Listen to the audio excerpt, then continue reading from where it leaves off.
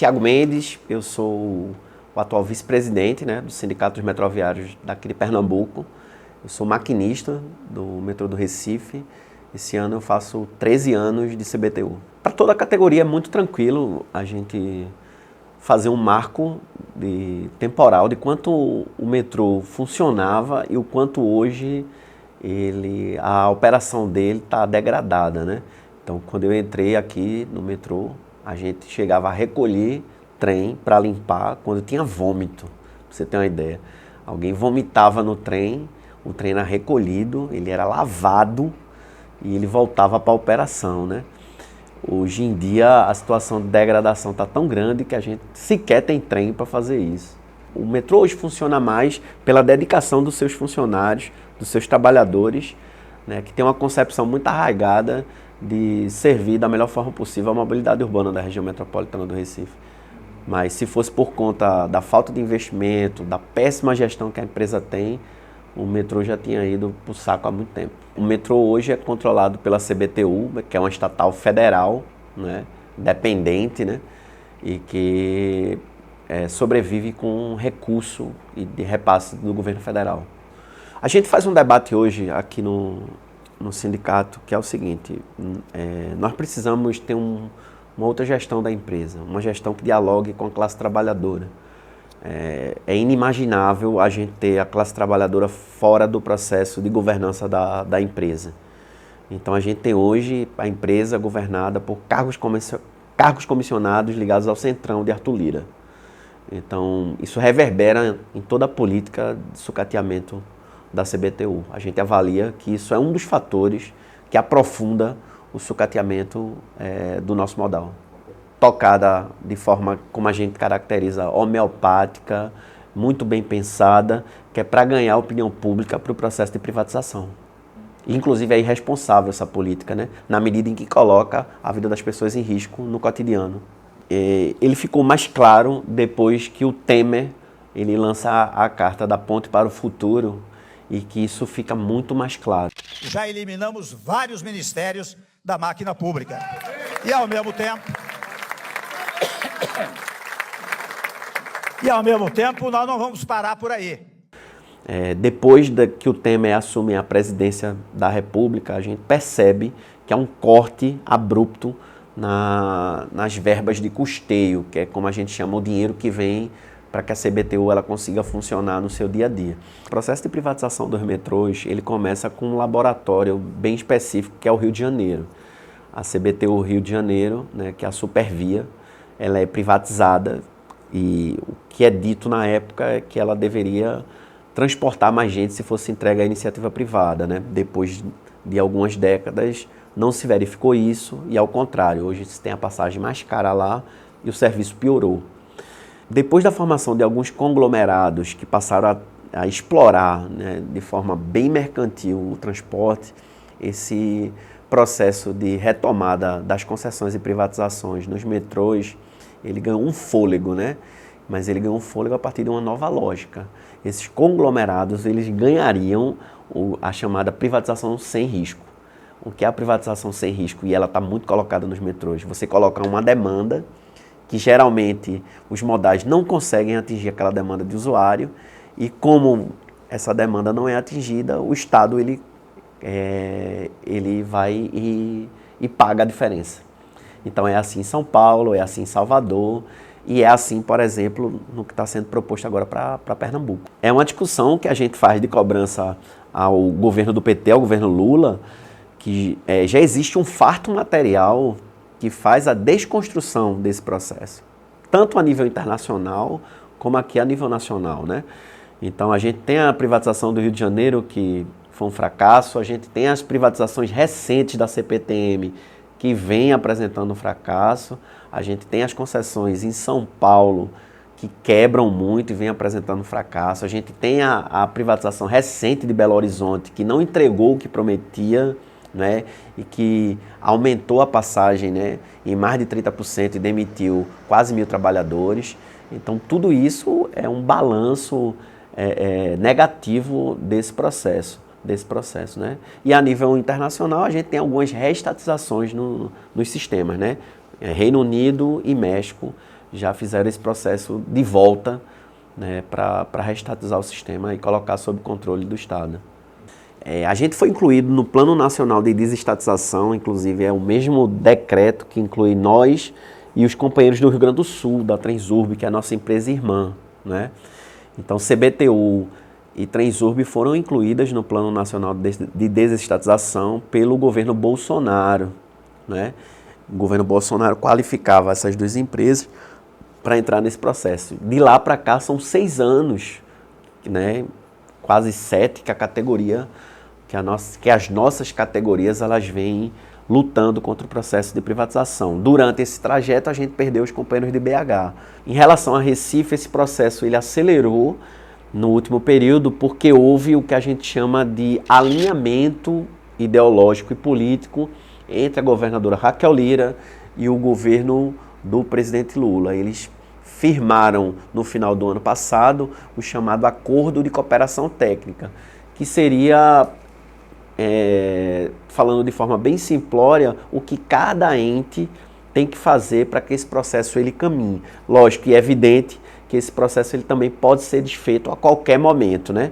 E é essa cobrança que a gente faz ao governo do PT, que ele cumpra a sua promessa de campanha e que ele retire a CBTU do plano de desestatização, porque a gente avalia que não vai dar numa coisa muito boa se concretizar. Inclusive, para garantir esse processo, os governos, tanto do presidente Lula quanto da governadora Raquel Lira, estão trazendo sucatas, né, de Minas Gerais e alguns trens com a mesma idade dos trens mais velhos que existem aqui, trens sem ar-condicionado, trens que vão rodar de forma precária e que o sindicato já vem fazendo uma denúncia sobre esse processo, né? A gente caracteriza que isso é um laboratório do caos para desgastar ainda mais a imagem da empresa e acelerar essa transferência. O que nós estamos fazendo aqui é dizendo ao povo de Pernambuco que a gente vai melhorar o transporte urbano do estado de Pernambuco, a começar pela região metropolitana. Garantir o direito de ir e vir das pessoas com trem mais confortáveis. Nesse horizonte aí de debate eleitoral, o que foi que a governadora Raquel Lira negociou aí com o seu principal interlocutor, que é o ministro Rui Costa, né? Para bancar esse processo de desgaste da concessão do metrô, esse processo de transferir para o Estado, ele acontece quase que simultaneamente com a privatização.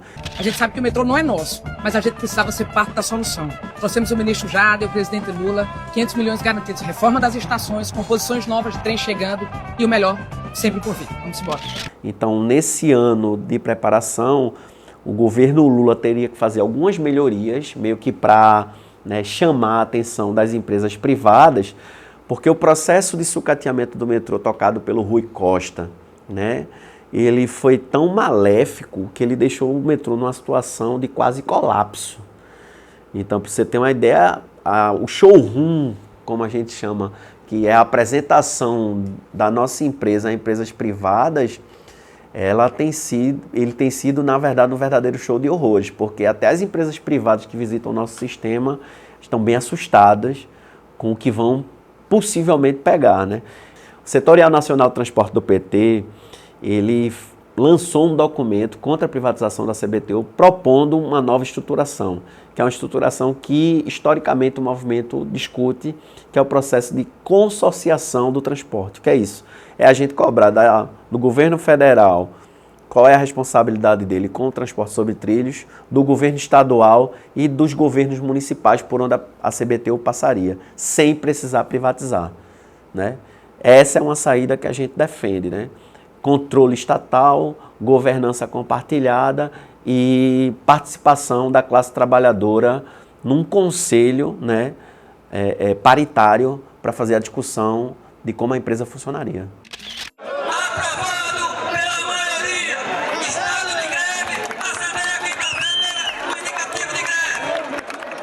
Primeiro, a gente tem um diálogo muito próximo com os outros sindicatos no sentido de garantir que essa resistência ela não seja só aqui ou no Rio Grande do Sul, né?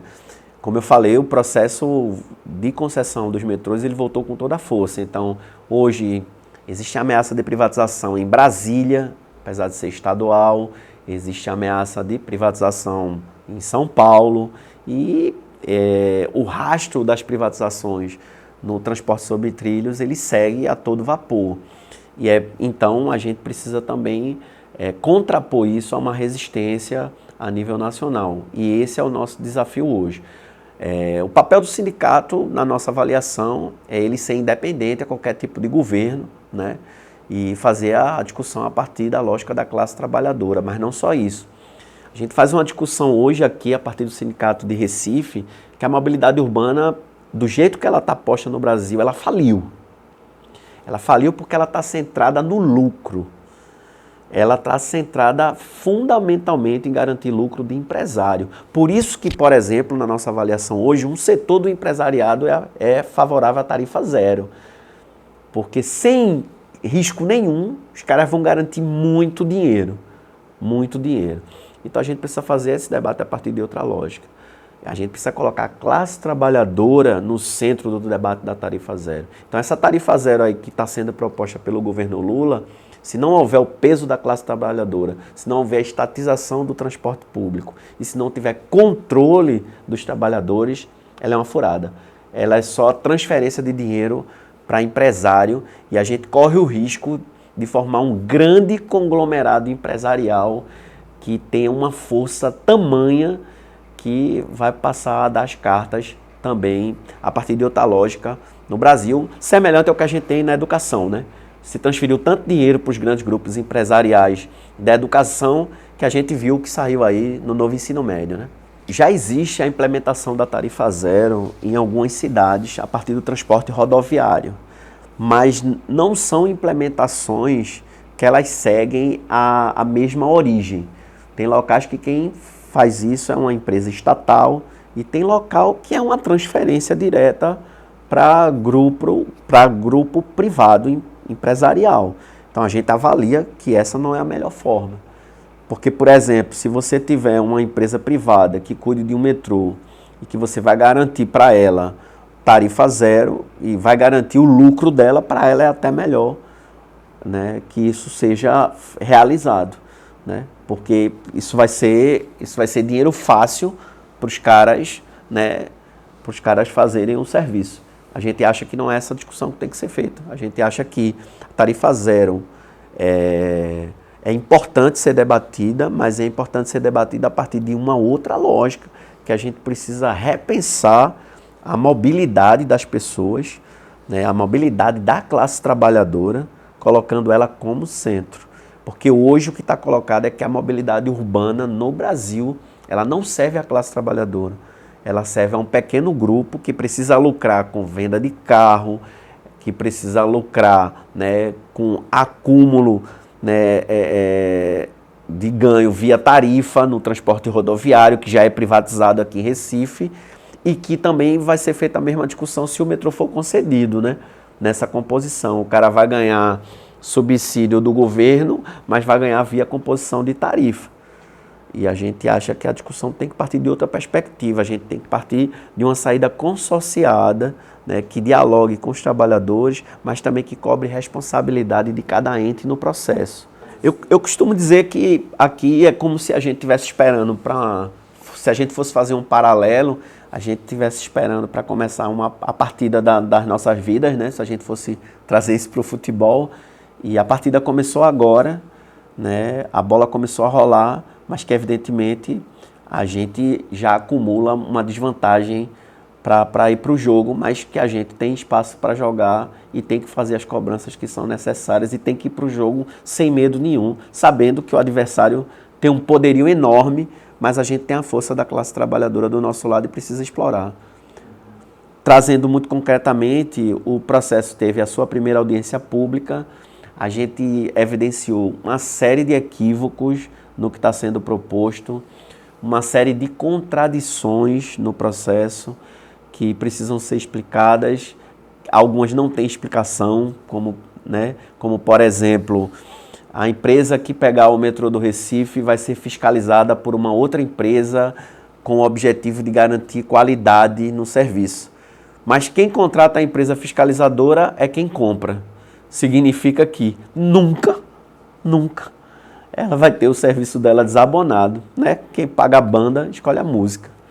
Hoje, o que impediu da gente ter, num primeiro momento, a mesma direção e o mesmo encaminhamento que os trabalhadores de Belo Horizonte tiveram, num primeiro momento, foi um acordo coletivo especial que a gente conseguiu celebrar e que ele tem validade de 2 anos e que ele está vencendo agora em novembro, né? Então, o sindicato trabalha com a perspectiva, primeiro, de tentar renovar esse acordo coletivo especial, né, para garantir que os trabalhadores, caso aconteça o pior, tenham seus empregos garantidos, né? Então, a gente vai iniciar as tratativas para a renovação desse acordo coletivo especial. Apesar de que o governo vem dizendo, né, de forma rotineira que os empregos estão salvos, e isso não está no escopo do projeto. Isso é mais uma promessa verbal. Caso não aconteça o processo de concessão,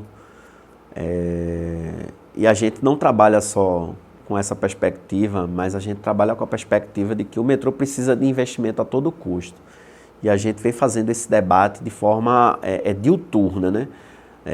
Não adianta fazer qualquer debate que não seja precedido pela responsabilização do governo federal no processo, no sentido de garantir que os investimentos cheguem. Ou a gente recebe investimento da forma como é para receber e não precisa do volume que é dito para integrar para a iniciativa privada, né? A gente tem clareza que se isso for feito com a expertise dos nossos funcionários, o sistema é colocado de pé com muito menos investimento, mas ou isso é feito ou o sistema vai colapsar. Essa é uma denúncia que a gente vem fazendo todos os dias. É perigoso hoje andar nos trens da CBTU, né? E isso não é uma fala para colocar medo em ninguém, mas já aconteceu um incêndio de um trem com ele em operação aqui, e eu acho que isso foi fartamente noticiado, né? Então, de fato, os trabalhadores na cidade do Recife, eles têm medo de andar no metrô hoje. E isso nos envergonha, porque a gente tem, assim, até bem pouco tempo, muito orgulho de ser o metrô mais limpo do mundo, né? Dizem que o recifense é exagerado, né? Tudo aqui em Pernambuco se dá aos exageros, mas isso foi um prêmio que a CBTU chegou a ganhar pela sua capacidade de manter um sistema como é um sistema metrô limpo, né, para que o usuário fizesse o uso. Mas o sucateamento hoje é tão gritante que nem isso se consegue manter mais. Rapaz, a última experiência que a gente teve com o sistema CBTU privatizado foi Belo Horizonte, e isso aconteceu assim de forma muito simultânea, né? Belo Horizonte, há pouco tempo após ser privatizado, já teve reajuste de tarifa e teve mudança drástica, né, nas relações trabalhistas. Por exemplo, pra você ter uma ideia, o acordo de concessão de Belo Horizonte previa que os trabalhadores tivessem 1 ano de estabilidade, né? Que é diferente do que aconteceu aqui. Lá não teve um acordo coletivo especial, mas existia uma cláusula no acordo de concessão que garantiria 1 ano de estabilidade aos trabalhadores. Isso não foi respeitado, né?